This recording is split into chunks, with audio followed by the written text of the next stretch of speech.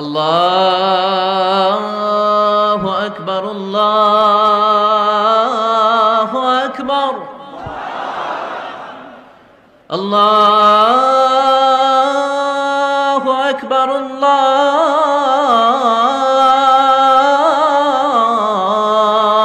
আকবার। মুসলিম তো অবশ্যই, অনেক অমুসলিমেরও মুখস্থ, অনেক হিন্দুরও সূরা ইখলাস মুখস্থ আছে জানেন। অনেক হিন্দু ভাইরা একই পাড়ায় একই সাথে সমাজে থাকার কারণে তারা সূরা ফাতিহা, ইখলাস এরকম দু চারটা দোয়া কালাম সূরা এদেরও মুখস্থ থাকে। সূরাতুল ইখলাস এমন একটা সূরা যেটা অনেক অমুসলিম ভাইদেরও মুখস্থ থাকে। খুব ছোট্ট সূরা, স্রষ্টার পরিচয় যে এত সহজ ভাষায় মাত্র 4টি বাক্যে দিয়ে দেয়া যায় তার জলজন্ত প্রমাণ হচ্ছে এই সূরাতুল ইখলাস। মাত্র 4টি আয়াত। কয়টি? 4টি আয়াত দিয়ে আল্লাহ তাআলা স্রষ্টার পরিচয় খুবই চমৎকার ভাবে প্রিসাইজলি তিনি তুলে ধরেছেন। কোরআনের অনেক জায়গায় আল্লাহ তাআলা নিজের পরিচয় দিয়েছেন। যেমন সূরা বাকারার 255 নম্বর আয়াতে, মানে আয়াতুল কুরসির মধ্যে আল্লাহ তাআলা নিজের পরিচয় তুলে ধরেছেন। একটি আয়াত, 9টি বাক্য বিশিষ্ট একটি আয়াত, সেখানে আল্লাহ তাআলার পরিচয় খুব চমৎকার ভাবে পাওয়া যায়। আয়াতুল কুরসি, এটা আপনাদের মুখস্থ আছে না? আয়াতুল কুরসি ফরজ সালাতের পরে এটা পড়বেন। আল্লাহর হাবিব সাল্লাল্লাহু আলাইহি ওয়াসাল্লাম ফরজ সালাতের পরে এটা পড়তেন। তিনি বলতেন, মান কারাআ আয়াতুল কুরসি দুবুরা কুল্লি সালাতিন মাকতুবাতিন লাম ইয়ামনাহু মিন দুখুলিল জান্নাতি ইল্লাল মাউত। ফরজ সালাতের পরে যে আয়াতুল কুরসি তেলাওয়াত করবে তার জান্নাতে যাওয়ার ক্ষেত্রে আর কোনো বাধা থাকে না, মৃত্যু ছাড়া। মৃত্যুটাই বাধা, মরলেই জান্নাতি। আয়াতুল কুরসির ভেতরে আল্লাহ তাআলা ওনার পরিচয় তুলে ধরেছেন খুব সংক্ষিপ্তভাবে এক আয়াতে, আল্লাহর পরিচয়। তারপর সূরা হাশরের শেষ 3 আয়াতে আল্লাহ তাআলা নিজের খুব চমৎকার পরিচয় তুলে ধরেছেন। তারপরে এই সূরা ইখলাসের মধ্যে আল্লাহ তাআলা আরো সংক্ষিপ্ত পরিসরে ভেরি প্রিসাইজলি মাত্র ছোট্ট ছোট্ট 4টা আয়াতে নিজের পরিচয় তুলে ধরেছেন। তো কিভাবে আল্লাহ তাআলা নিজের পরিচয় আমাদের সামনে পেশ করলেন আমরা সেটাই আজকে শুনবার চেষ্টা করব ইনশাআল্লাহ। সূরাতুল ইখলাস আপনারা কি জানেন এটা কোরআনের কততম পারায় অবস্থিত? 30তম পারায়। এবং এই সূরাটি মাক্কি সূরা। কি সূরা? কোরআনের সর্বশেষ পারায় অবস্থিত 30তম পারায়। আয়াত সংখ্যা তো আমরা শুরুতেই বললাম, কয়টি? 4টি। এই সূরাটি কোরআনের যে সূরার ধারাক্রম, সে ধারাক্রম অনুসারে 112 নম্বর সূরা। কত নম্বর? 112 নম্বর সূরা। এই সূরাটা মক্কাতুল মুকাররমাতে নাজিল হওয়ার কিছু প্রেক্ষাপট আছে। প্রেক্ষাপটগুলো হচ্ছে, আরবরা বংশকে খুব গুরুত্ব দেয়, বংশ প্রিজার্ভ করা, লিনিয়েজকে প্রিজার্ভ করা। এবং তারা মানুষকে দেখে, শুধু মানুষ তো না, মানুষের পায়ের ছাপ দেখে বলে দিতে পারতো তার বাবাকে, তার বাবাকে, পর দাদাকে, 14 পুরুষের নাম বলে দিতে পারতো। শুধু মানুষই না, তারা উটের পায়ের ছাপ দেখে, উটের পায়ের, মরুভূমির বালুতে উটের পায়ের ছাপ দেখে ওই উট কোন বংশের, ওই বংশের ওর নাম কি, ওর বাবার নাম কি, ওর দাদার নাম কি, 14 পুরুষ এরকম ছিল। এবং তারা দুজন মানুষকে যদি ঢেকে রাখা হয় সারা শরীর, শুধু পায়ের একেবারে শেষের দিকের ছোট আঙ্গুল দেখে, এটাকে ইলমুল কিয়াফা বলে, ওই ছোট আঙ্গুলের শেপ দেখে ওরা বলে দিতে পারতো সে কোন বংশের, তার বাবার নাম কি, দাদার নাম কি, 14 পুরুষ। তারা এই লিনিয়েজকে প্রিজার্ভ করতো আর কি এইভাবে।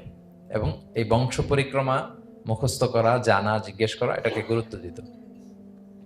তো তারা আল্লাহকেও আমাদের মতো এরকম একজন সত্তা ভেবে আল্লাহ হাবিব সাল্লাল্লাহু আলাইহি ওয়াসাল্লামকে জিজ্ঞেস করতেছে যে, ইদান খালাকাল্লাহু কুল্লা শাই ফামান খালাকাল্লাহ।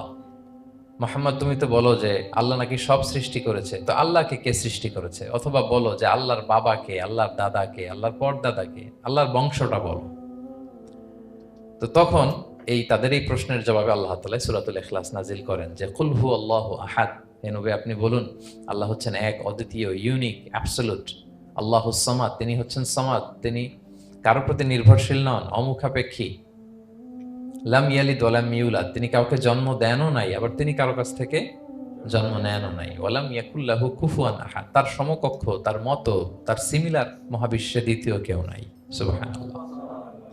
এটা হচ্ছে শানে নুজুল, কোন প্রেক্ষাপটে নাজিল হয়েছে, এটা হচ্ছে একটা বর্ণনা। আরেক বর্ণনা এসছে, মক্কার মুশরিকরা জিজ্ঞেস করতে আরম্ভ করলো, ইয়া মুহাম্মদ, আমরা জানি মানুষ মাটির তৈরি, ফেরেশতারা নূরের তৈরি, মানে আলোর তৈরি, এরপর জিনেরা আগুনের তৈরি, আল্লাহ কিসের তৈরি?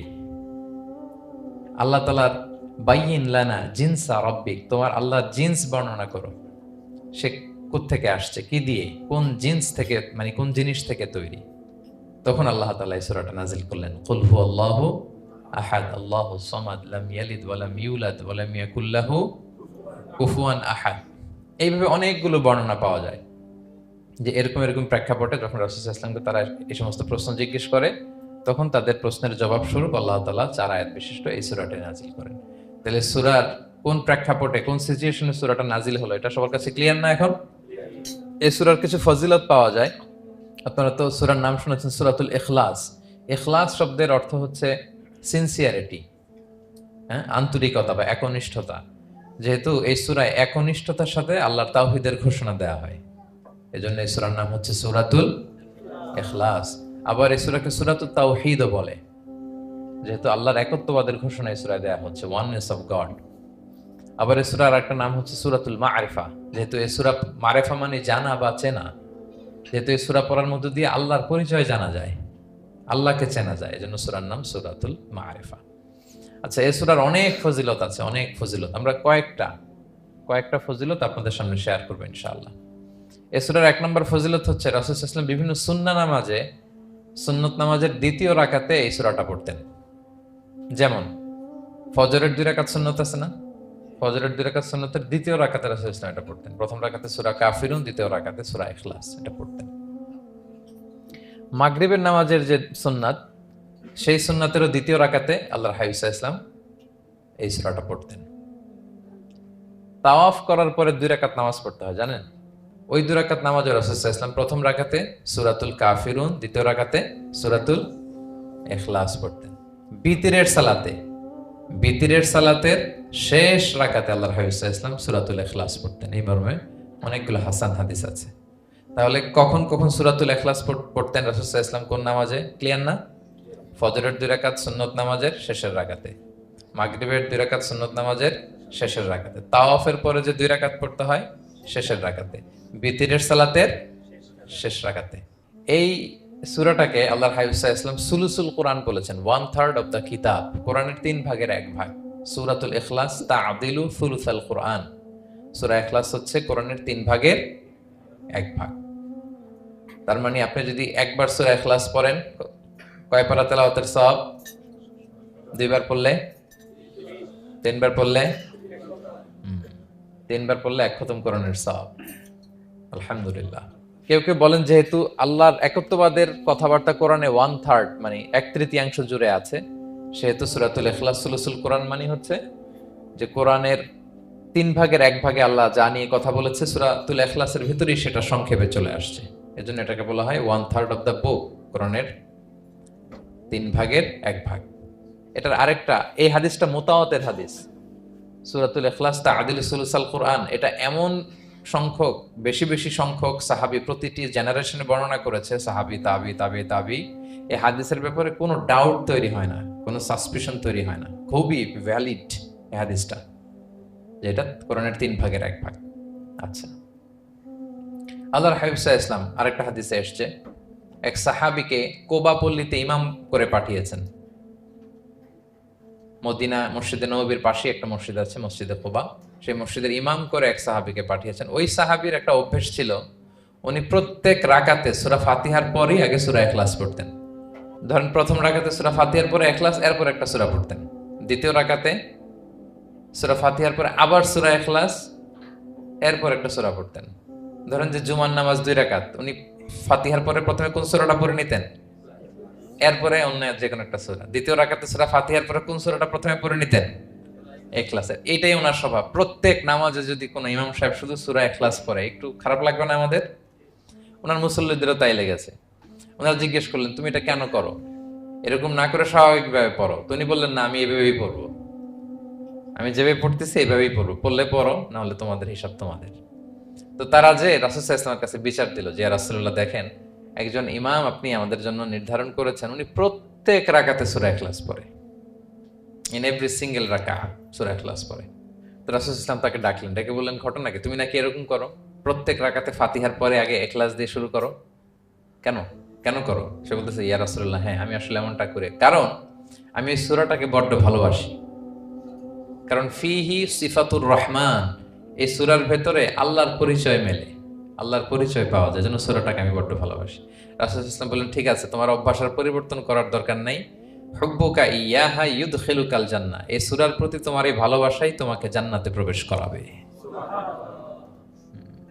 আরেক বর্ণনায় এসছে, তুমি যেমনি আল্লাহর পরিচয় থাকার কারণে সূরাটাকে ভালোবাসো, আল্লাহ জানিয়েছেন যেন তোমাকে জানাই আল্লাহও তোমাকে ভালোবাসে। ফিহি সিফাতুর রহমান, এই সূরার ভেতরে রহমানের পরিচয় পাওয়া যায়, আল্লাহ সুবহানাহু ওয়া তাআলার পরিচয় পাওয়া যায়। তো এই জন্য উনি প্রত্যেক রাকাতে সূরা ইখলাস পড়তেন। আরেকটা হাসান পর্যায়ের হাদিসে পাওয়া যায়, নবম হিজরিতে আল্লাহর হাবিব সাল্লাল্লাহু আলাইহি ওয়াসাল্লাম তাবুক যুদ্ধে অংশগ্রহণ করেছিলেন। আপনারা তাবুক যুদ্ধের নাম শুনেছেন? হ্যাঁ, নিশ্চয়ই শুনেছেন, যারা ইসলামের ইতিহাস, ইসলামের বায়োগ্রাফি নিয়ে পড়াশোনা করেছেন। তাবুক হচ্ছে অনেক দূরে মদিনা থেকে, খুব কষ্টের সফর ছিল। তখন খেজুর পেকে সবার ঘরে খেজুর, পাকা খেজুর উঠাতে হবে, আবার প্রচন্ড গরম, আবার সফরের দূরত্ব অনেক বেশি। এই সফরে মূলত কোনো যুদ্ধ সংগঠিত হয়, তাবুক যুদ্ধে কোনো যুদ্ধ হয় নাই। কয়েক সপ্তাহ লাগছে যেতে, কয়েক সপ্তাহ ফিরতে, এতটুকুই। জাস্ট কে পাক্কা ইমানদার আর কারা মুনাফেক, হিপোক্রিট, এটাকে ক্লিয়ার করার জন্য আল্লাহ তাআলা এই যুদ্ধের আহ্বান জানিয়েছেন যে যাও, অ্যাটাক করো, তাবুকে যাও। বিশাল বাহিনী, প্রায় বিশাল একটা বাহিনী যে তাবুকে চলে গেল। রাসূল সাল্লাল্লাহু আলাইহি ওয়াসাল্লাম যখন তাবুক যুদ্ধে ছিলেন, এই অভিযানে ছিলেন, তখন মদিনায় এক সাহাবী ইন্তেকাল করেন, নাম হচ্ছে মুআবিয়া ইবনে মুআবিয়া আল মুজহানি। তো উনি ইন্তেকাল যখন করলেন, রাসূল সাল্লাল্লাহু আলাইহি ওয়াসাল্লাম তো এত দূর থেকে এটা জানতেন না। জিবরাইল আলাইহিস সালাম এসে বললেন, ইয়া রাসূলুল্লাহ, মদিনাতে আপনার সাহাবী মুআবিয়া ইন্তেকাল করেছে। মুআবিয়া ইবনে আবি সুফিয়ান একজন সাহাবী আছে, উনি নয়, মুআবিয়া ইবনে মুআবিয়া আল মুজহানি। তখন বললেন, ইয়া রাসূলুল্লাহ, আপনি এই ৩০,০০০ সাহাবী নিয়ে এখানেই মরুভূমির মধ্যেই তার গায়েবানা জানাজা পড়েন, আমরাও আছি আপনার সাথে, আমরাও শরীক হব। রাসূল সাল্লাল্লাহু আলাইহি ওয়াসাল্লাম এত দূরে তাবুক থেকেই মুআবিয়া ইবনে মুআবিয়া আল মুজহানি রাদিয়াল্লাহু তাআলা আনহুর গায়েবানা জানাজায় শরীক হলেন। এই গায়েবানা জানাজায় সাহাবাদের সাথে ফেরেশতারাও শরীক হয়েছিলেন, দুই কাতারে, পেছনে দুই কাতার, প্রতি কাতারে ৭০,০০০ ফেরেশতা। জানাজা শেষে, দোয়া শেষে আল্লাহর হাবিব সাল্লাল্লাহু আলাইহি ওয়াসাল্লাম বললেন যে, জিবরিল, ঘটনা কি? মুআবিয়ার এত স্ট্যাটাস, এত মর্যাদা, কি কারণে তুমি দুই কাতারে ৭০,০০০ হলে ১,৪০,০০০ বিশাল ফেরেশতাদের বহন নিয়ে তুমি জানাজায় জয়েন করলে, কারণ কি? কি তার মর্তবা? জিবরাইল আলাইহিস সালাম বললেন, ইয়া রাসূলুল্লাহ, আপনার সাহাবী মুআবিয়ার বৈশিষ্ট্য ছিল তিনি কাইমান আও কাঈদান, দাঁড়িয়ে অথবা বসে, মাশিয়ান আও রাকিবান, আরোহণ অবস্থায় অথবা চলন্ত অবস্থায়, উঠতে বসতে চলতে ফিরতে সবসময় সে পড়তে থাকতো কুল হুয়াল্লাহু আহাদ আল্লাহুস সামাদ লাম ইয়ালিদ ওয়া লাম ইউলাদ ওয়া লাম ইয়াকুল লাহু কুফুয়ান আহাদ। এই সূরাটা ছিল তার ডেইলি ওজিফা, সবসময় উঠতে বসতে চলতে ফিরতে কোন সূরা পড়তো? সূরা ইখলাস পড়তো। এজন্য আল্লাহ তাআলার আদেশে আমরা ১,৪০,০০০ ফেরেশতা নিয়ে তার জানাজায় শরীক হয়েছি। সুবহানাল্লাহি বিহামদি। তাহলে বুঝতে পারতেছেন এই সূরার মর্তবা কতটা পছন্দনীয় সূরা আল্লাহর কাছে। যদিও ছোট, আয়াত কয়টা? কিন্তু আল্লাহর কাছে এটার ফজিলত অনেক বেশি। প্রিয় ভাইরা, শুধু এখানেই শেষ নয়, আল্লাহর হাবিব সাল্লাল্লাহু আলাইহি ওয়াসাল্লাম সকালে, সন্ধ্যায়, ফজরের পরে, মাগরিবের পরে এবং বিছানায় ঘুমোতে যাওয়ার আগে তিনি সূরাতুল ইখলাস, সূরা ফালাক, সূরা নাস পড়ে হাতের মধ্যে ফু দিতেন, দুই হাত একসাথে মিলিয়ে এরকম ফু দিয়ে মাথা থেকে বডিতে যতটুকু সম্ভব তিনি মাসে করতেন। ৩টা সূরাই শুরু হয়েছে কুল দিয়ে, এজন্য ৩ সূরাকে একসাথে বলে কুল আস-সালাসা, মানে ৩ কুল। এই ৩ কুল তিনি ফজরের পর, মাগরিবের পর আর বিছানায় ঘুমোতে যাওয়ার আগে পরে হাতে ফু দিয়ে সারা গায়ে মেসেজ করতেন। আপনারা করেন? হ্যাঁ, অভ্যাসটা, ওজিফাটা আছে তো আপনাদের, না? করবেন এটা। এটা special protection, you will get a special protection from Allah সুবহানাহু ওয়া তাআলা। অনেকে দেখবেন ব্ল্যাক ম্যাজিক করে, ব্ল্যাক ম্যাজিক কিন্তু সত্য, ম্যাজিক করে, সেহের করে আপনাকে দুর্বল করে ফেলবে। স্বয়ং আল্লাহর হাবিব সাল্লাল্লাহু আলাইহি ওয়াসাল্লামকে সেহের করা হয়েছিল। উনি কয়েক মাস স্ত্রীদের সাথে ফিজিক্যাল ইন্টিমেসিতে যেতে পারতেন না, এত দুর্বল হয়ে গেছিলেন। লাবিদ ইবনুল আসাম নামে এক ইহুদি মিত্র, সে জাদু করেছিল রাসূল সাল্লাল্লাহু আলাইহি ওয়াসাল্লামকে। ওনার মাথার চুল, চিরুনির ভেতর 11টা গিট দিয়ে সেই ব্ল্যাক ম্যাজিক করেছে। নবী সাল্লাল্লাহু আলাইহি ওয়াসাল্লাম কয়েক মাস অসুস্থ ছিলেন। পরে সূরা ফালাক নাস যখন নাজিল হয়, তখন আল্লাহ তাআলা রাসূল সাল্লাল্লাহু আলাইহি ওয়াসাল্লামকে সুস্থ করে দিলেন। সাহাবীদেরকে নিয়ে এক কুয়ার নিচ থেকে, চিরুনি থেকে এই গিটগুলো খুলে খুলে রাসূল সাল্লাল্লাহু আলাইহি ওয়াসাল্লাম 11টা আয়াত তেলাওয়াত করলেন। রাসূল সাল্লাল্লাহু আলাইহি ওয়াসাল্লামকে সুস্থ করে দিল কে? আল্লাহ সুবহানাহু ওয়া তাআলা শিফা নসিব করলেন। তার মানে ব্ল্যাক ম্যাজিক সত্য, সিহির করে মানুষ। আপনার সফলতা, আপনার সাকসেস, এটা সবার ভাল লাগবে না, মনে রাখবেন। সবাই এটা পছন্দ করে না। আল আইনু হক, নজর কিন্তু সত্য। নজর সত্য, নজরের প্রভাব আছে, চোখের প্রভাব আছে। এজন্য কারো ভালো কিছু দেখলে মাশা আল্লাহ বলবেন, আল্লাহর দিকে ফিরিয়ে দিবেন ওটার কল্যাণ। কি বলবেন? একটা সুন্দর ফুটফুটে বাচ্চা দেখলে মাশা আল্লাহ।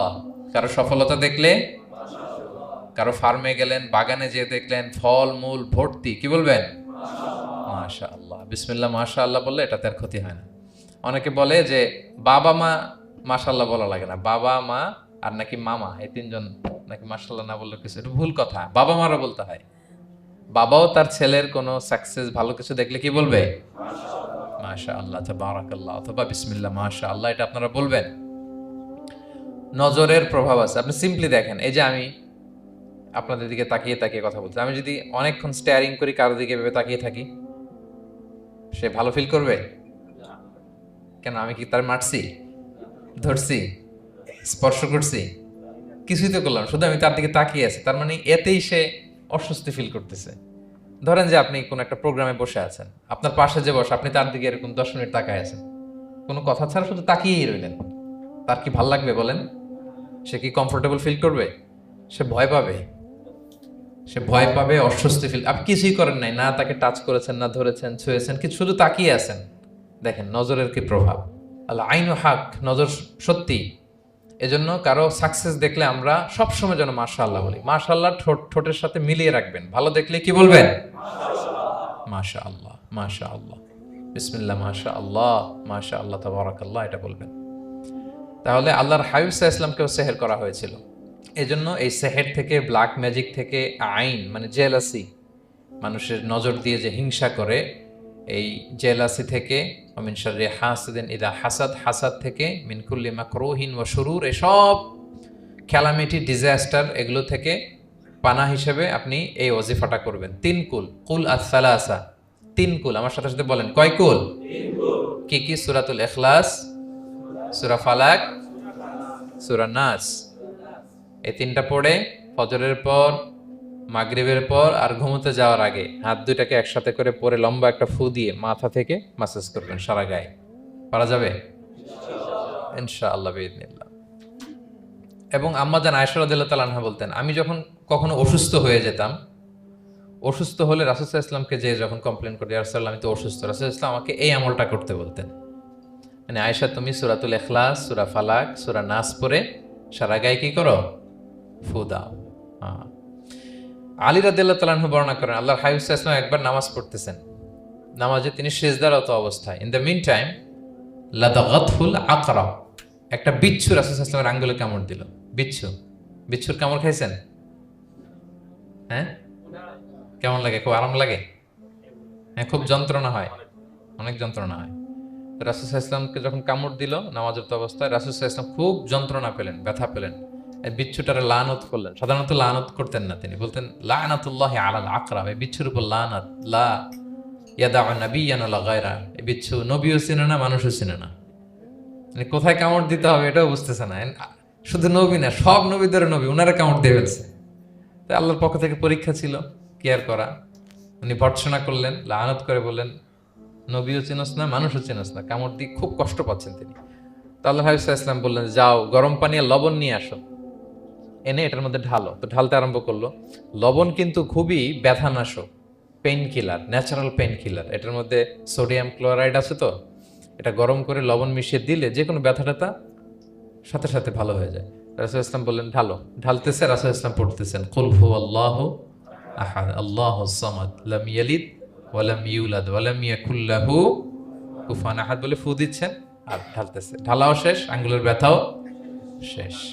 তাহলে রাসূল সাল্লাল্লাহু আলাইহি ওয়াসাল্লামের একটা চিকিৎসা পদ্ধতি আপনারা জানলেন, তিব্বে নাবাবী, যে সাপ বিচ্ছু কিছু দংশন করলে ওখানে কুসুম ওয়ার্ম ওয়াটার, লবণ দিয়ে ওয়ার্ম ওয়াটার করে সেখানে ঢালতে হবে। আর কোন সূরা পড়তে হবে? কুল হুয়াল্লাহু আহাদ আল্লাহুস সামাদ লাম ইয়ালিদ ওয়া লাম ইউলাদ ওয়া লাম ইয়াকুল লাহু কুফুয়ান আহাদ, এটা পড়তে হবে। তাহলে এই সূরার ফজিলত কি জানতে পেরেছেন আপনারা? ক্লিয়ার তো না? আমি রিপিট করি কি কি ফজিলত বললাম। রাসূল সাল্লাল্লাহু আলাইহি ওয়াসাল্লাম ফজরের নামাজের সুন্নাতে, মাগরিবের সুন্নাতে, তাওয়াফের পরের সুন্নাতে, ভিতরের শেষ রাকাতে সূরাতুল ইখলাস পড়তেন। রাসূল সাল্লাল্লাহু আলাইহি ওয়াসাল্লাম সূরাটাকে সুলুসুল কোরআন, 1/3 অফ দ্য কিতাব বলেছেন। কোরআনের কয় ভাগের এক ভাগ? হুম। এবং এক সাহাবীর ঘটনা তো শুনলাম, সে সব নামাজে সূরা ইখলাস পড়তো। মুসল্লিরা কমপ্লেন করার পরেও সে পড়লো। রাসূল সাল্লাল্লাহু আলাইহি ওয়াসাল্লাম বললেন, কেন পড়ো? বলে যে ফিহি সিফাতুর রহমান, এই সূরায় আল্লাহর পরিচয় আছে, এই সূরাটা বড্ড ভালো লাগে। তো রাসূল সাল্লাল্লাহু আলাইহি ওয়াসাল্লাম বললেন, এই সূরার প্রতি তোমার ভালো লাগেই তোমাকে জান্নাতে নিয়ে যাবে। আরেক বর্ণনায় যে তুমি যেমনি আল্লাহর কারণে এই সূরাকে ভালোবাসো, আল্লাহও জানিয়েছেন তিনি তোমায় ভালোবাসেন। এরপর মুআবিয়া ইবনে মুআবিয়া আল মুজানির হাদিস শুনলাম, তিনি উঠতে বসতে চলতে ফিরতে সবসময় কোন সূরা পড়তেন? সূরাতুল ইখলাস। ফলে আকাশ থেকে 1,40,000 ফেরেশতা এসে দুই কাতারে 70,000 করে ওনার গায়েবানা জানাজায় অংশগ্রহণ করেছেন। এবার বলেন, এটাকে আপনারা কি ওয়াজিফা বানাবেন? হ্যাঁ, বানাবেন ডেইলি ওয়াজিফা? মেক ইট ইউর ডেইলি ওয়াজিফা। রিসাইট সূরাতুল ইখলাস every day, specially in the morning and evening. তাহলে সূরার ইন্ট্রোডাক্টরি ডিসকাশন শেষ, নাজিলের প্রেক্ষাপট শেষ, ফজিলত শেষ। এবার আমরা সূরায় ঢুকে যাই। কি বলেন? আউযু বিল্লাহি মিনাশ শাইতানির রাজিম, বিসমিল্লাহির রহমানির রহিম। বিতাড়িত শয়তান থেকে আল্লাহর কাছে পানাহ চাই, পরম করুণাময় অসীম দয়ালু আল্লাহর নামে শুরু করছি। আল্লাহ বলছেন, কুল হুয়াল্লাহু আহাদ। হে নবী আপনি বলুন, ওই যে বারবার প্রশ্ন করে, বাইয়িন লানা জিনসা রাব্বিক, তোমার আল্লাহ কি দিয়ে তৈরি? আল্লাহ কি স্বর্ণের তৈরি, না রূপার তৈরি, না কাঠের তৈরি? এভাবেই লিটারালি বলতেছে, আহুয়া মিন যাহাব আও ফিদ্দা আও মিন খাশাব। মুহাম্মদ তোমার আল্লাহ কি স্বর্ণের, না রূপার, না কাঠের? আল্লাহ বলেন, নবী আপনি এটা বলেন। কুল, নবী আপনি বলুন, হুয়াল্লাহু আহাদ। আল্লাহ হচ্ছে এক। তোমরা যেরকম আল্লাহকে ভাবো, আল্লাহ আসলে ওই রকম নয়। আল্লাহর সত্তাটা আমাদের মতো নয়, সৃষ্টিগত সত্তার মতো নয়। আমরা এটাতে প্রায় ভুল করে ফেলি। অনেকে এমন এমন প্রশ্ন করি আল্লাহর সাথে, মনে হয় যেন আল্লাহ আমার একেবারে, আমরা নিজেরা নিজেরা যেরকম ওই রকম। কিন্তু স্রষ্টা যে সৃষ্টি জগতের অনেক ঊর্ধ্বে, এটা আমরা বুঝি না। তিনি সময়ের ঊর্ধ্বে, তিনি স্থানের ঊর্ধ্বে, তিনি কালের ঊর্ধ্বে, সবকিছুর ঊর্ধ্বে। যেমন আমাদের 3টা কাল আছে, হ্যাঁ, অতীত, তারপর বর্তমান, যেটাকে ধরা যায় না, প্রতি সেকেন্ডে, ন্যানো সেকেন্ডে এটা অতীত হয়ে যাচ্ছে। আর যেটা সামনে ঘটবে এটা কি? ফিউচার, ভবিষ্যৎ। তা আল্লাহরও কি এরকম অতীত, বর্তমান, ভবিষ্যৎ আছে? সময়টা আমাদের জন্য। উনি তো সময়ের স্রষ্টা, ওনার সাথে আপনি সময় সেট করতে পারবেন না, উনি সময়ের ঊর্ধ্বে। ফলে উনি এই ইবলিস যে আদেশ ভঙ্গ করা, আদম আলাইসাল্লাম এবং হাওয়া আলাইসাল্লাম পৃথিবীতে আসা, নূহ, দাউদ, হুদ, সালেহ থেকে শুরু করে এই একের পর এক নবী, শেষ নবী, বর্তমান সময়, ভবিষ্যৎ, দাজ্জাল, কিয়ামত, সব তিনি অ্যাট এ গ্ল্যান্সে দেখেন, একবারে ওনার চোখের সামনে। আমাদের মতো অতীত, বর্তমান, ভবিষ্যৎ ওনার নাই। আমরা যেমনি ভাব প্রকাশের জন্য ভাষা লাগে, এই যে আমি বাংলায় কথা বলতেছি, আপনারা বুঝতেছেন। হ্যাঁ, মালাইরা যারা মালাইতে কথা বলে, ইংলিশরা ইংরেজিতে কথা, চাইনিজে কথা বলে, ভাষা, উনি ভাষার স্রষ্টা, ফলে ওনার ভাষাও লাগে না। কিন্তু উনি বোঝানোর জন্য একটা ভাষা ইউজ করে আমাদের জন্য সহজ করে দিয়েছেন। একটা ভাষায় না বললে তো আমরা বুঝবো না, ফলে উনি আরবি ভাষায় কোরআনটাকে নাজিল করেছেন যাতে আমরা বুঝি। কিন্তু উনি ভাষার মুখাপেক্ষী না, ওনাকে সময়, কাল, ভাষা কোনো কিছু দিয়ে বাধা যায় না। উনি সবকিছুর ঊর্ধ্বে, সবকিছুর ঊর্ধ্বে। এবং আল্লাহ কোথায় আছেন? আমরা বলি যে আরশের উপরে আছেন। সেখানে ওই এরিয়াটা হচ্ছে লা জামান লা মাকান, ওখানে সময়, তারপর কাল, এগুলো ওখানে যায় না। আল্লাহর সাথে এই প্রশ্নগুলো একেবারেই অবান্তর। ফলে আমরা যে প্রশ্নগুলো হুট করে না বোঝার কারণে করে ফেলি, যেহেতু আমাদের খুব সীমিত জ্ঞান, ফলে আমরা সৃষ্টির সাথে স্রষ্টাকে গুলিয়ে ফেলি। কিন্তু উনি কিন্তু আমাদের মতো নন। এজন্য আল্লাহ বলেন যে আমাকে জিজ্ঞেস করে যে আমি লোহার তৈরি, না স্বর্ণের তৈরি, না রূপার তৈরি, নাকি পাথরের তৈরি বা কাঠের তৈরি, তুমি বলো, কুল হুয়াল্লাহু আহাদ। হে নবী আপনি বলুন, আমি হচ্ছি এক, একক, অদ্বিতীয়। আরবিতে এক, এক বলতে আরবিতে ওয়াহেদ শব্দ ব্যবহার করে, আহাদ ব্যবহার করা হয় না। ব্যক্তির গুণ হিসেবে কখনো আহাদ ব্যবহার করা হয় না। এটা কেবলমাত্র, শুধুমাত্র, একমাত্র আল্লাহ তাআলার জন্য ব্যবহার করা হয়। তিনি আহাদ, আহাদ। কারণ ওয়াহেদ শব্দের ওয়াহেদাতুন হয়, মানে পুরুষবাচক হয়, স্ত্রীবাচক হয়, কিন্তু আহাদের আর কিছু হয় না। আহাদ, আহাদি। আল্লাহ শব্দটাই এরকম, আল্লাহ শব্দটাই এরকম। যেমন ঈশ্বরের ঈশ্বরী হয়, ভগবানের ভগবতী হয়, গডের গডেস হয়। আল্লাহর এরকম স্ত্রীবাচক কিছু আছে? কিছু নাই। আল্লাহ বলেন ইন্নানি আনাল্লাহু লা ইলাহা ইল্লা আনা ফা'বুদনি ওয়া আকিমিস সালাতা লিযিকরি। নিশ্চয় আমি আল্লাহ। মুসা আলাইহিস সালামকে প্রথম যে প্রত্যাদেশ রেভেলেশন দিয়েছিলেন মুকাদ্দাসে তুয়ার পাশে, তুর পাহাড়ের পাদদেশে, ওখানে প্রথম মুসা আলাইহিস সালাম আল্লাহর সাউন্ড তখন তিনি শুনেছিলেন, এবং আল্লাহর সাউন্ডটাও আমাদের সাউন্ডের মতো নয়। যেমন আমি এদিক থেকে কথা বললে আপনি এই পাশ থেকে শুনবেন, এদিক থেকে কথা বললে এদিক থেকে আমাকে ডাক দিলে এদিকে, তার মানে আমি দিকের সাথে সম্পৃক্ত। আল্লাহর এটা এরকম না। মুসা আলাইহিস সালাম তিনি যখন আল্লাহর কথা শুনলেন তিনি বললেন যে একটা সাউন্ড শুনলাম, এটা চারদিক থেকে শোনা যায়, চারদিক থেকে শোনা যায়। এবং তিনি ওনার প্রেগনেন্ট স্ত্রীকে নিয়ে মাদিয়ান ক্রস করে ইজিপ্টের বর্ডারে ঢুকবেন। ইন দ্য মিন টাইম আল্লাহ তাআলা ওই সময়টাকে চুজ করেছেন যে তাকে এখন নবী বানাবো, তাকে রেভেলেশন দিব। তো তিনি দেখলেন যে ইন্নী আনাস্তু নারান, আমি ওই যে লাআল্লি আতিকুম মিনহা বিকাবাসিন আও আজিদু আলান নারি হুদা, স্ত্রীকে দাসীকে বললেন যে একটু বসো, প্রচন্ড ঠান্ডা, ওই যে আগুন দেখা যায়, মনে হয় কেউ আগুন পোহাচ্ছে, আমি একটু আগুন নিয়ে আসি মশাল দিয়ে, তোমাদের আরাম লাগবে, একটু ওয়ার্ম আপ হবে। তো আগুনের কাছে যেয়ে দেখে সামনে যত যায় আগুন তত পেছায়, এবং আগুনটা সাধারণ আগুন না, একটা গাছ থেকে আগুন বেরোচ্ছে, কিন্তু ওই গাছের পাতা জ্বলে না, ডাল জ্বলে না, কিছুই হয় না। আসলে এটা আগুন না, এটা আল্লাহর নূর। আল্লাহর নূর সেখানে ফোকাস দেওয়া হচ্ছে। এবং আল্লাহর নূরও আমাদের নূরের মতো না। নূর মানে লাইট। নূর মানে কি? লাইট। সো এই যে আমরা যে লাইট দেখি এই লাইটের মতো না, কারণ আল্লাহর এই নূরের কাবার দেয়া হচ্ছে আবার নূরের পর্দা দিয়ে।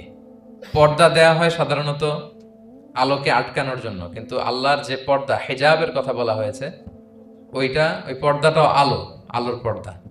আমাদের সাথে মিলালে হবে? আমরা ঘরে পর্দা টাঙাই কি থামাতে বলেন তো? আলো থামাতে। আর আল্লাহর যে হিজাব পর্দাগুলো কিসের? আলোর, নূরের। সো কশ্চিন কালেও আপনি সৃষ্টির সাথে স্রষ্টাকে মিলাবেন না। আমরা ভুল করে অনেক সময় এরকম অবান্তর প্রশ্নগুলো করি। তো আল্লাহ তখন মুসা আলাইহিস সালামকে প্রত্যাদেশ করলেন যে ইন্নানি আনাল্লাহ লা ইলাহা ইল্লা আনা ফা'বুদনি, আমি আল্লাহ। আমি কি? আল্লাহ। এই আল্লাহ নামটা আল্লাহ নিজেই রেখেছেন। আমাদের নাম রাখে আমাদের বাবা দাদা, আল্লাহর তো বাবা দাদা কেউ নাই। আল্লাহর নাম কে রেখেছে? আল্লাহ নিজেই রেখেছেন। ফা'বুদনি, আমার ইবাদত করো, ওয়া আকিমিস সালাতা লিযিকরি। তাহলে এখানে প্রথম আয়াতেই শিরকের উপর কুঠারাঘাত করা হয়েছে, শিরকি আকীদাকে লন্ডভন্ড করে দেয়া হয়েছে, এবং বোঝানো হয়েছে আল্লাহ হচ্ছেন এক, অদ্বিতীয়, একক। কারণ আমরা যত ইবাদত করি এর মধ্যে যদি শিরকের স্পর্শ থাকে আমাদের ইবাদত ভ্যানিশ হয়ে যাবে, এটার কোনো দাম নাই। লা ইন আশরাকতা লা ইয়াহবাতান্না আমালুক ওয়া লা তাকুনান্না মিনাল খাসিরিন। আল্লাহ বলেন যদি শিরক করো তাহলে তোমার সব আমল বাতিল হয়ে যাবে, তোমার রোজা, নামাজ, হজ, যাকাত, জিকির কিছু থাকবে না। এজন্য শিরক যাতে কখনো আমাদের না হয়, শিরকের সাথে যেন আমাদের সম্পর্ক না থাকে। ইন্নাল্লাহা লা ইয়াগফিরু আন ইউশরাকা বিহি ওয়া ইয়াগফিরু মা দুনা যালিকা লিমান ইয়াশা। আল্লাহ সব মাফ করেন কিন্তু শিরকের গুনাহ মাফ করেন না। কি মাফ করে না? হ্যাঁ, এজন্য শিরকের সাথে আমাদের কোনো সম্পর্ক নাই। দেখেন আমরা যখন নামাজে দাঁড়াই, আমরা তাকবীরে তাহরিমে বাঁধার পরে কি পড়ি? ওয়াজ্জাহতু ওয়াজহিয়া লিল্লাযী ফাতারাস সামাওয়াতি ওয়াল আরদা হানিফা ওয়া মা আনা মিনাল মুশরিকিন। দেখেন নামাজে দাঁড়ালে আগে ক্লিয়ার করে নিতে হয় যে আল্লাহ ওয়া মা আনা মিনাল। এই যে লক্ষ লক্ষ হাজী সাহেবরা যায় ইজহার রেদা পরে, ওখানে কি পড়ে? লাব্বাইক আল্লাহুম্মা লাব্বাইক লাব্বাইক লা শারীকা লাক। আগে হিসাব ক্লিয়ার যে আল্লাহ শিরকের সাথে ছিটেফোঁটা সম্পর্ক আমাদের নাই, আমরা একনিষ্ঠভাবে তোমার ইবাদত করি। তাহলে সূরাতুল ইখলাস বেসিক্যালি তাওহীদের একনিষ্ঠ ঘোষণার নাম, যেটার প্রথম আয়াত আল্লাহ তাআলা নবীকে বললেন যে হে নবী আপনি আমার পরিচয় দিয়ে দেন, আপনি বলুন কুল হুয়াল্লাহু আহাদ, আমি এক, একক, অদ্বিতীয়। কুল হুয়াল্লাহ, নবী আপনি বলুন তিনি হচ্ছেন আল্লাহ এবং তিনি হচ্ছেন আহাদ। আল্লাহ নামটার অনেক ভাবে কোরআনে পরিচয় দিয়েছেন। আল্লাহ আলিফ লাম, লাম আলিফ ছাড়া, লিল্লাহ দিয়ে, লাম ছাড়া, লাহু দিয়ে, আপনি যেভাবেই বলবেন সেভাবে আল্লাহর পরিচয় পাওয়া যায়। লিল্লাহি মা ফিস সামাওয়াতি ওয়া মা ফিল আরদ, কোরআনের অনেক আয়াতে এসেছে। লাম বাদ দিয়ে দিলে লাহুল মুলকু ওয়া লাহুল হামদু ওয়া হুয়া আলা কুল্লি শাইইন কাদির। লাম বাদ দিয়ে দিলে হা দিয়ে আল্লাহর পরিচয় দিয়েছেন, হুয়া দিয়ে পরিচয় দিয়েছেন, হুয়াল্লাহুল্লাযী লা ইলাহা ইল্লাহু। তাহলে যেভাবে আপনি পরিচয় খুঁজতে যাবেন সেখানে আল্লাহর পরিচয় পাওয়া যাবে। আল্লাহ তাআলা বলছেন হুয়াল আউয়ালু ওয়াল আখিরু ওয়াল যাহিরু ওয়াল বাতিন ওয়া হুয়া বিকুল্লি শাইইন আলিম। তিনি প্রথম, তিনি শেষ, তিনি প্রকাশ্য, তিনি গোপন। তিনি প্রথম মানে কি? তিনি সূচনাহীন অতীত থেকে আছেন। দেখেন আমাদের সাথে মিলে না। আমাদের অতীতের একটা সূচনা থাকে, কি বলেন, আমার জন্মের একটা স্টার্টিং পয়েন্ট আছে না, যে এখান থেকে আমার অস্তিত্ব শুরু, এত সালে আমি, এত সালে আপনি। তার মানে আমাদের একটা স্টার্টিং আছে তো নাকি? আল্লাহ স্টার্টিং কবে থেকে বলেন? কবে থেকে? যে এই সময় থেকে উনি আল্লাহ। বলেন nobody knows, কারণ হুয়াল আউয়াল, এই আউয়াল মানে এমন শুরু, সূচনাহীন শুরু, এমন শুরু যেটার কোনো কি নাই, সূচনা নাই। আবার সীমাহীন ভবিষ্যৎ পর্যন্ত তিনি থাকবেন। কতদিন তার রাজত্ব, ক্ষমতা, সভরেন্টি, পাওয়ার থাকবে? কতদিন বলেন? সীমাহীন, এটার কোনো শেষ নাই। হুয়াল আউয়াল ওয়াল আখির ওয়াল যাহির ওয়াল বাতিন। এবং সব কিছু ধ্বংস হবে তিনি ছাড়া। কুল্লু মান আলাইহা ফান ওয়া ইয়াবকা ওয়াজহু রাব্বিকা যুল জালালি ওয়াল ইকরাম। সব শেষ হবে, উনি অবিনশ্বর, শাশ্বত, চিরঞ্জীব। তাই বলে উনি আমাদের থেকে দূরে নন, খুব কাছে। আমরা ডাকলেই তিনি ডাকে সাড়া দেন। আমাদের সবকিছু তিনি দেখেন, অবজার্ভ করেন, মনিটর করেন। ওয়া নাহনু আকরাবু ইলাইহি মিন হাবলিল ওয়ারিদ। আমাদের এখানে একটা রগ থাকে, এই রগেরও কাছে, তার মানে খুব কাছে, খুব কাছে। আমরা তাকে না দেখলেও তিনি আমাদের দেখেন। লা তুদরিকুহুল আবসারু ওয়া হুয়া ইউদরিকুল আবসারা ওয়া হুয়াল লাতীফুল খবীর। কোনো চোখ তাকে দেখে না, কোনো দৃষ্টি তাকে আয়ত্ত করতে পারে না, কিন্তু সকল দৃষ্টিকে তিনি আয়ত্তে রাখেন। সুবহানাল্লাহ। এভাবে আল্লাহ তাআলা খুব প্রিসাইজলি 4টা আয়াত দিয়ে নিজের পরিচয় দিয়েছেন। কুল হুয়াল্লাহু আহাদ। হে নবী, আপনি বলুন তিনি আল্লাহ, তিনি অদ্বিতীয়। বাংলারও অনেক সীমাবদ্ধতার ফলে আমাকে এক, একক এগুলো ইউজ করা লাগতেছে, কিন্তু আল্লাহর আহাদ বোঝাতে যে এক, একক, এটা যথেষ্ট না। এটা আমার লিমিটেশন, আমাদের লিমিটেশন, ভাষার লিমিটেশন। কিছু দিয়ে তো আমার অডিয়েন্সকে বা আমাদের বুঝতে হবে দ্য এসেন্স অফ গড। এজন্য আমরা বলি এক, একক, অদ্বিতীয়। অদ্বিতীয়টা খুব অনেকটাই পারফেক্ট। তাহলে তিনি হচ্ছেন আহাদ, এবং এই আহাদের লেসন দেওয়ার জন্য সব নবীরা এসেছে। সব নবীরা একই কথা বলেছেন, আদম আলাইহিস সালাম থেকে শুরু করে বিষ্ণু ইসা ইসলাম পর্যন্ত একই কথা বলেছেন যে ইয়া কওমি ইবুদুল্লাহ মা লাকুম মিন ইলাহিন গায়রু আফালা তাআকিলুন। হে আমার জনপদের লোকেরা, কি হলো তোমরা এত কিছুর ইবাদত করো, দাসত্ব করো, তোমরা ইবাদত করবে এক সত্তার, তিনি কে? মা লাকুম মিন ইলাহিন গায়রু, তিনি ছাড়া কোনো ইলাহ তোমাদের নেই। তাহলে এই যে ওয়াননেস অফ গড, স্রষ্টা যে একজন, এই কনসেপ্টটাকে ক্লিয়ার করবার জন্যই এত এত নবীরা পৃথিবীতে হাজির হয়েছেন। তাহলে আল্লাহর চমৎকার একটা নাম জানলাম আমরা, আহাদ। কি নাম? মজার ব্যাপার হচ্ছে এই নাম কোরআনে আর কোথাও নাই। আহাদুন শব্দ যেটা আছে এটা অন্য অর্থে, এক, এক অর্থে আর কি। কিন্তু আল্লাহর আহাদ কোরআনে শুধু এই সূরাতেই এসেছে। আল্লাহর আহাদ নামটা শুধু এই সূরাতেই এসেছে। আহাদ, আহাদ। আপনারা বেলাল রাদিয়াল্লাহু তাআলা আনহুর ঘটনা জানেন যে উমাইয়াত ইবনে খালাফ খুব পাষণ্ড মাওলা ছিল ওনার, মনিব। এমন কোনো অত্যাচার নাই যে ঈমান আনার কারণে বেলাল রাদিয়াল্লাহু তাআলা আনহুর উপর করা হয় নাই। পিটানো, চাবুক মারা, টানা হেচড়া করা, উত্তপ্ত মরুভূমিতে। যারা হজ উমরা করতে গিয়েছেন তারা তো দেখেছেন মরুভূমির বালু, ওখানে কত গরম, চাল ছেড়ে দিলে মুড়ি হয়ে যাবে, খই হয়ে যাবে। ওই উত্তপ্ত গরম বালুতে বেলাল রাদিয়াল্লাহু তাআলা আনহুকে শুইয়ে পেটের উপরে পাথর রেখে দেওয়া হয়েছিল। তখন তিনি আল্লাহর একত্ববাদের ঘোষণা এই শব্দটা দিয়ে করেছেন। অস্ফুট কণ্ঠে উনি বারবার বলছিলেন আহাদ, আহাদ, আহাদুন, আহাদ। তো আল্লাহ তাআলার এই নামটা, আহাদ নামটা, এই সূরা ছাড়া কোরআনের অন্য কোথাও আসেনি। তাহলে প্রথম আয়াতটা কি? কুল হুয়াল্লাহু। হে নবী, তারা জিজ্ঞেস করে আমার বংশ কি, বাপদাদা কই, কাঠের না মাটির না লোহার না সোনার? আপনি বলুন কুল হুয়াল্লাহু, তিনি এক, অদ্বিতীয়। আল্লাহুস সামাদ, তিনি হচ্ছেন সামাদ। আল্লাহর আরেকটা নাম আস-সামাদ। আল্লাহুস সামাদ। সামাদ শব্দের অনেকগুলো অর্থ পাওয়া যায়। সামাদের একটা মিনিং হচ্ছে যার উপরে আর কারো কোনো স্ট্যাটাস বা মর্যাদা নাই। আরবিতে বলে মানতাহা ইলাইহি সুগদাদু ওয়া শারাফ। মর্যাদা, স্ট্যাটাস যত শীর্ষে, পিকে যেতে পারে, ওইটার নাম হচ্ছে সামাদ, এর উপরে নাই। সামাদের আরেকটা অর্থ হচ্ছে যে পরনির্ভরশীল নয়, মানে তার কারো উপর নির্ভর করা লাগে না, সে স্বয়ং সম্পূর্ণ। আচ্ছা, পৃথিবীতে এমন কারো নাম বলেন তো যে কোনো দিন কোনো কিছুতে কোনো কাজে অন্যের মুখাপেক্ষী হওয়া লাগে নাই, সে একা একা আত্মনির্ভরশীল, স্বয়ং সম্পূর্ণ। এরকম একজনের নাম বলেন, আছে? কেউ নাই। কোনো না কোনো ভাবে আপনি পাওয়ারফুল কারো কথা বলবেন, এত আরো নির্ভরশীল। এরা রাস্তা দেখায় না দিলে চলতেও পারে না, কোন দিকে যাইতে হবে এটা বলার জন্য 10 জন থাকে। এর ওয়াশরুমে নিয়ে যেতে হয় 10 জনের, এর এই সাপোর্ট, ওই সাপোর্ট, এই প্রোটোকল, অনেক কিছু, এর লোক লাগে আরো বেশি। তার মানে সাহায্য ছাড়া চলতে পারে এমন কোন সত্তা পৃথিবীতে নাই। একটা সত্তা যার কারো কোনো সাহায্য লাগে না, যার কারোর প্রতি কোনো নির্ভরতা নাই, কারো কাছে ঠেকা নাই, গোটা বিশ্ব তার কাছে ঠেকা। তিনি কে? তার নাম সামাদ। তার নাম কি? আল্লাহুস সামাদ। অমুখাপেক্ষী, অ্যাবসলিউটলি ইন্ডিপেন্ডেন্ট। কখনো কোনো কাজে তার কারো কাছে যেতে হয় না, কারো উপর ভরসা করতে হয় না, কারো প্রতি তার কোনো ঠেকা নাই। সব গোটা দুনিয়া তার কাছে ঠেকা, তার কাছে ফরিয়াদ করে, তার দিকে ঝুঁকে পড়ে আসতে বাধ্য। ওই সত্তার নাম হচ্ছে সমাদ। সমাদ ক্লিয়ার সবার কাছে?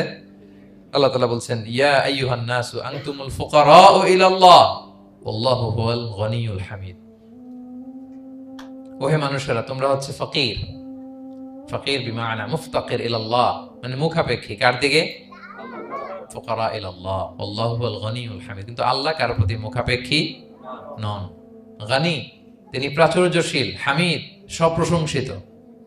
সবাই তার কাছে ফরিয়াদ করে, তিনি কারো কাছে ফরিয়াদ, সবাই তার কাছে চায়, তিনি কারো কাছে চাওয়া লাগে না, সবাই তার কাছে মুখাপেক্ষী, তিনি কারো প্রতি মুখাপেক্ষী। তার নাম সমাদ। তার নাম কি? তাহলে সমাদ ক্লিয়ার? হ্যাঁ। লাম ইয়ালিদ ওয়ালাম ইউলাদ। লাম ইয়ালিদ, তিনি কাউকে জন্ম দেননি। ওয়ালাম ইউলাদ, তিনি নিজেও জন্ম নেন নাই। সুবহানাল্লাহ। দেখেন কত সহজ পরিচয়, তিনি কাউরে জন্ম দেনও নাই, জন্ম নেনও নাই। সুবহানাল্লাহ। আমাদের ধর্ম যে কত সুন্দর, এক আল্লাহর দিকে আমাদেরকে রেফার করা হয়েছে। অন্যান্য ধর্মের দিকে দেখেন কি আজীব কথা। খ্রিস্ট ধর্মে বলে আদম আলাইহিস সালাম পাপ করছে, ওই পাপের কারণে আমরা সবাই নাকি পাপী, জন্মাইলেই নাকি পাপী। ইসলাম বলে আমরা জন্মগ্রহণ করি মাসুম অবস্থায়, নিষ্পাপ। কিন্তু খ্রিস্টানরা কি বলে? আমরা পাপ নিয়ে জন্মাই, ফলে খোদার ছেলের দুনিয়াতে আসা লাগছে, এসে সবার পাপ নিজের কাঁধে নিয়ে শুলে চড়ছে, এরপরে খোদার সাথে যে বসে আছে। এটা হচ্ছে খ্রিস্ট ধর্মের কথা। অন্যান্য অনেক ধর্মে দেখেন ল্যাংটা বাবার কাছে যে মাথা নোয়াতে হয়। এরকম অনেক ধর্ম দেখছেন যে লোকটার চুলে জট বাঁধা, দাড়িতে জট বাঁধা, একেবারে উলঙ্গ, তার কাছে যে সবাই এরকম হাত পাতে। দেখছেন? দেখেন না আপনারা? নাকি শুধু আমি একাই দেখলাম? দেখছেন সবাই? আছে, কিন্তু আমি ধর্মের নাম বলতেছি না, কোনো ধর্মকে ছোট করা যাবে না, কিন্তু এরকম আছে। তো দেখেন কি সমস্ত অদ্ভুত নিয়ম কানুন। আগুন নিয়ে ওইখানে দৌড়াইতে হয়, এই করতে হয়। কিন্তু আমাদের এক সত্তার কাছে আমরা চাই, কোনো ভায়া লাগে না, মিডিয়েটর লাগে না, মধ্যস্থতাকারী লাগে না। আল্লাহ বলে ডাকার সাথে সাথে তিনি ডাকে সাড়া দেন। লাম ইয়ালিদ ওয়া লাম ইয়াকুল লাহু, জন্ম দেনও নাই, জন্ম নেনও নাই। মুশরিকরা বলতো আল মালাইকাতু বানাতুল্লাহ, তারা বলতো ফেরেশতারা নাকি আল্লাহর মেয়ে। নাউজুবিল্লাহ। ওয়া ক্বালাতিল ইয়াহুদু উযাইরুন ইবনুল্লাহ, ইহুদিরা বলতো উযাইর আলাইহিস সালাম আল্লাহর ছেলে। ওয়া ক্বালাতিন নাসারা আল মাসীহ ইবনুল্লাহ, আর খ্রিস্টানরা বলে ঈসা মাসীহ, ঈসা আলাইহিস সালাম উনি নাকি আল্লাহর ছেলে। নাউজুবিল্লাহ। আল্লাহ সবগুলো ভ্রান্ত ধারণার কবর রচনা করেছেন এই আয়াত দিয়ে। লাম ইয়ালিদ ওয়া লাম না না, এগুলো ভুল। ক্লিয়ার কাট শুনে রাখো, কান খাড়া করে জেনে রাখো। লাম ইয়ালিদ ওয়া লাম ইউলাদ, তিনি কাউকে জন্ম দেনও নাই, তিনি কারো কাছ থেকে জন্ম নেনও নাই। ইমাম আবু বকর আল বাকিল্লানি একজন বড়, অনেক বড় একজন দার্শনিক ছিলেন এবং তর্কবাগীশ ছিলেন, ইরাকের। নাম শুনেছেন কেউ? আবু বকর আল বাকিল্লানি। তো উনি কারোর সাথে তর্ক লাগলে উনি খ্রিস্ট ধর্মের কত লোককে যে শাহাদা পড়াইছেন ওনার এই যৌক্তিক আলোচনা দিয়ে, তর্ক দিয়ে। সুবহানাল্লাহ। এক খ্রিস্টান পাদ্রী ওনারে প্রশ্ন করলো, তোমরা মুসলমানরা খুব রেসিস্ট। উনি বললেন কেন? বলছে তোমরা খ্রিস্টান মেয়ে বিয়ে করতে পারো, ইহুদি মেয়ে বিয়ে করতে পারো, মুসলিম কিন্তু ইহুদি মেয়ে, খ্রিস্টান মেয়ে শর্ত সাপেক্ষে, কিছু শর্ত আছে, ওই আলোচনা যাচ্ছেন, শর্ত সাপেক্ষে বিয়ে করতে পারে আহলি কিতাব হলে। কিন্তু কোন খ্রিস্টানরা মুসলিম মেয়ে আমাদের মেয়েদেরকে বিয়ে করতে পারবে না, কোন ইহুদি আমাদের মেয়েকে বিয়ে করতে পারবে না। তো বলে তোমরা খুব রেসিস্ট, তোমরা আমাদের মেয়ে না, ওকে তোমাদের মেয়ে আমাদেরকে দাও না। তো তিনি বলেন তোমরা তো ইহুদি, তোমাদের নবী হচ্ছে মুসা আলাইহিস সালাম, ওনাকে তো আমরা মানি, ওনার কথা তো কোরআনে আছে, এজন্য তোমাদের মেয়েকে বিয়ে করতে পারি। আর খ্রিস্টানদের নবী হচ্ছে ঈসা আলাইহিস সালাম, ওনাকেও মানি, ওনার মায়ের নামে বিশাল সূরাই আছে, সূরা মারিয়াম, আর ওনার ব্যাপারে হাজার শত শত আয়াত, তো এজন্য তোমার খ্রিস্টানদের মেয়ে বিয়ে করতে পারি। তোমরা তো আমাদের নবী মুহাম্মদ সাল্লাল্লাহু আলাইহি ওয়াসাল্লামকে মানো না। মুহাম্মদ সাল্লাল্লাহু আলাইহি ওয়াসাল্লাম যে শেষ নবী এটা তোমরা মানো, মানার সাথে সাথে মুসলমান হয়ে যাবে, এরপর আমাদের মেয়েকেও তোমরা বিয়ে করতে পারবে। এভাবে উনি এমন ভাবে উত্তর দিতেন, বুহিতাল্লাযী কাফার, কোনো একেবারে লাজবাব হয়ে যেত। তো ওনার নাম যখন ছড়ালো, ইরাকের মুসলিম বাদশাহ ওনাকে কনস্টান্টিনোপলে পাঠাবেন, যেখানে রোমান এম্পায়ার। তো রোমান এম্পায়ার এরাও খুব প্রস্তুতি নিয়ে আছে যে আবু বকর আল বাকিল্লানিকে ডিল করা অনেক কঠিন, সে আসতেছে, তার সাথে কিভাবে কি করা যায়। তো আপনারা জানেন যে খ্রিস্ট সমাজের নিয়ম হচ্ছে রাজার দরবারে ঢুকতে গেলে কুর্নিশ করে ঢোকা লাগে। কি করে? মাথা নত করে, এরকম নিচের দিকে করে রুকুর মতো করে এরপরে ঢোকা লাগে। তো এখন তারা প্ল্যান করতেছে যে আবু বকর বাকেল্লানি তো জীবনে আমার কুর্নিশ করবে না, এটা তো আমার জন্য অপমান হয়ে যাবে, কি করা যায়, কি করা যায়। তো রাজার এক বড় উজির সে প্ল্যান করলো, একটা কাজ করেন, রাজ দরবারে তাকে যখন ঢোকানো হবে তার জন্য একটা স্পেশাল গেট বানানো হবে। দরজাটা ফুল হবে না, হাফ হবে, অর্ধেক। তো অর্ধেক দরজা দিয়ে যখন সে ঢুকবে, সে তো বাধ্য মাথা নিচু করে ঢুকতে হবে, তাহলে রুকু হয়ে গেল, কুর্নিশ আপনাদের দেওয়া হয়ে গেল। বলে এই তো চমৎকার বুদ্ধি, ঠিক আছে একটা ছোট্ট দরজা বানাও। তো বানাইছে। উনি যখন কনস্টান্টিনোপলে পৌঁছলেন, ওনাকে নিয়ে আসালো রাজদরবার, বলতেছে এটা দিয়ে ঢুকতে হবে, আমাদের সবার ঢুকেন। তো সবাই এরকম মাথা নিচু নিচু করে ঢুকছে। উনি দেখেই বুঝছে এটা তো কৌশল করছে আমার সাথে। তো উনি মাথা নিচু করছেন, কিন্তু এমনি না, উল্টা উল্টা হয়ে উনি মাথাটা পিছনে দিয়ে, বুঝতে পারছেন, উনি অ্যাবাউট টার্ন হয়ে ঢুকতে তো হবে, পিঠটারে রাজার দিকে দিয়ে, নিতম্বটাকে রাজার দিকে দিয়ে, তারপরে উনি রুকু দিছে, উল্টা রুকু। তো এক হিসেবে কুর্নিশ মানে, বরং আরো রাজাকে কি হয়েছে, ইনসাল্ট করা হয়েছে। রাজা তো রেগে মেগে আগুন। সবাই, রাজা বলতেছে জানতাম ও এরকম কিছু একটা করবে। মানে এমন ভাবে উনি বুদ্ধি বের করে ওনাকে, ওনার সাথে আর পারা যায়। কেন ওনার কথা আনলাম এই জন্য, সেখানে যেও উনি পুরো রাজ দরবারকে তাক লাগিয়ে দিলেন এইভাবে। উনি দেখেন যে কনস্টান্টিনোপলের রোমান এম্পায়ারের পাশে পোপ বসা। পোপ চেনেন তো, মানে তৎকালীন খ্রিস্টান সবচেয়ে বড় পাদ্রী। তিনি যে বলতেছে কাইফা হালুক ইয়া কাহানাতুল মা'বাদ ও কাইফাল আহল ও কাইফাল আওলাদ, যে বলতেছে আরে সম্মানিত পোপ, আপনি কেমন আছেন, আপনার বউ কেমন আছে, আপনার সন্তান কেমন আছে। এই কথা শুনে রাজা রেগে মেগে আগুন। এই আবু বকর বাকেল্লানি, এত বড় সাহস, তুমি জানো না উনি পোপ? পোপদের বিয়ে করা নিষেধ, তারা এত পবিত্র, তাদের স্ত্রী হয় না, তাদের সন্তান হয় না। একজন পবিত্র সত্তার সন্তান থাকে কি করে, স্ত্রী থাকে কি করে, তারা আমাদের পোপ। তা আবু বকর আল বাকিল্লানি বলে, আপনাদের পোপের যদি স্ত্রী থাকলে ইজ্জত চলে যায়, সন্তান থাকলে সম্মান ক্ষুণ্ণ হয়, তাহলে আপনারা ঈসা আলাইহিস সালামকে আল্লাহর সন্তান কি করে বানান, মেরিকে আল্লাহর স্ত্রী কি করে বানান। সুবহানাল্লাহ বিহামদিহি। আল্লাহর সাথে আপনারা বউ সেট করতে পারেন, আল্লাহর সন্তান সাব্যস্ত করতে পারেন, কিন্তু আপনার পোপকে জিজ্ঞেস করলাম আপনার স্ত্রী কেমন আছে, আপনার বউ কেমন আছে, আপনার রেগে মেগে আগুন। এই কথা শুনে ওই ওদিকে যারা আছে সব শাহাদা পড়ে মুসলমান হয়ে গেছে। এরকম অনেক লোক ওনার বুদ্ধিমত্তা দেখে শাহাদা পড়ে পড়ে মুসলমান হয়ে গিয়েছে। এজন্য আল্লাহ তাআলা এই যে শিরকি আকীদার উপর কুঠারাঘাত করে তিনি বললেন লাম ইয়ালিদ ওয়া লাম ইউলাদ, তিনি জন্ম দেনও নাই, জন্ম নেনও নাই। ওয়া লাম ইয়াকুল লাহু কুফুয়ান আহাদ। এই কুফু শব্দটা আল্লাহর জন্য যে ব্যবহার হয়েছে কোরআনে আর কোথাও নাই। এক হচ্ছে আহাদ, আর এই কুফু আর কোথাও নাই। আল্লাহ বলেন ওয়া লাম ইয়াকুল লাহু কুফুয়ান আহাদ, তার সমকক্ষ কেউ নাই। আল্লাহর মতো similar, nothing is similar to him, equivalent to him. আল্লাহর মতো সিমিলার কিচ্ছু নাই। তাহলে আল্লাহ কার মতো? আল্লাহর মতো। আল্লাহ কার মতো? আল্লাহর মতো। অন্য আয়াতে আল্লাহ তাআলা বলছেন লাইসা কামিসলিহি শাই, তার মতো কেউ নাই, তিনি তার মতো। তাহলে আল্লাহ কার মতো? আল্লাহর মতো। ওয়ালাম ইয়াকুল লাহু কুফুয়ান আহাদ, তার মতো কেউ নাই, তিনি তার মতো। তাহলে এই চার আয়াতে আল্লাহর পরিচয় পাইছেন আপনারা? তিনি এক, অদ্বিতীয়, তিনি অমুখাপেক্ষী, কারো কাছে হাত পাততে হয় না, সব হাত পেতে থাকে তার দরবারে। তিনি জন্ম দেনও নাই, জন্ম নেনও নাই, তার মতো কেউ নাই। তো তাহলে আল্লাহর মতো কেউ নাই। আল্লাহ কার মতো? আল্লাহর মতো। তাহলে সূরাতুল ইখলাস ক্লিয়ার হয়েছে সবার? আল্লাহ নিজের পরিচয় দিলেন, তিনি এক, অদ্বিতীয়, তার কাছে চাইতে হয়। আমরা ফরিয়াদ করব কার কাছে? বিপদে আপদে, যে কোনো বিপদে ক্রাইসিসে পড়লেই কি করবেন? কার কাছে শেয়ার করবেন? নাকি ফেসবুকে শেয়ার করবেন? আমরা বিপদে পড়লে কোথায় শেয়ার দিয়ে দেই? প্রথমেই আমাদের শেয়ার দেওয়ার জায়গা কই? কিন্তু আসলে শেয়ার করতে হবে কার কাছে? প্রথমে আল্লাহর কাছে বলুন। তিনি আপনাকে বিপদ মুক্ত করতে পারেন, তিনি আপনাকে শান্ত করতে পারেন, আপনার অস্থিরতা দূর করতে পারেন, তিনি কেবল আপনাকে সফলতা দিতে পারেন, আর কেউ পারে না। এজন্য ফরিয়াদের হাত যেন আমরা তার দরবারে উঠাই। আল্লাহ তাআলা আমাদের সবাইকে কথাগুলো বোঝার, আমল করার তৌফিক দান করুক। হাদা মা ইনদি ওয়াল ইলমু ইনদাল্লাহি আলাইহি তাওয়াক্কালতু ওয়া ইলাইহি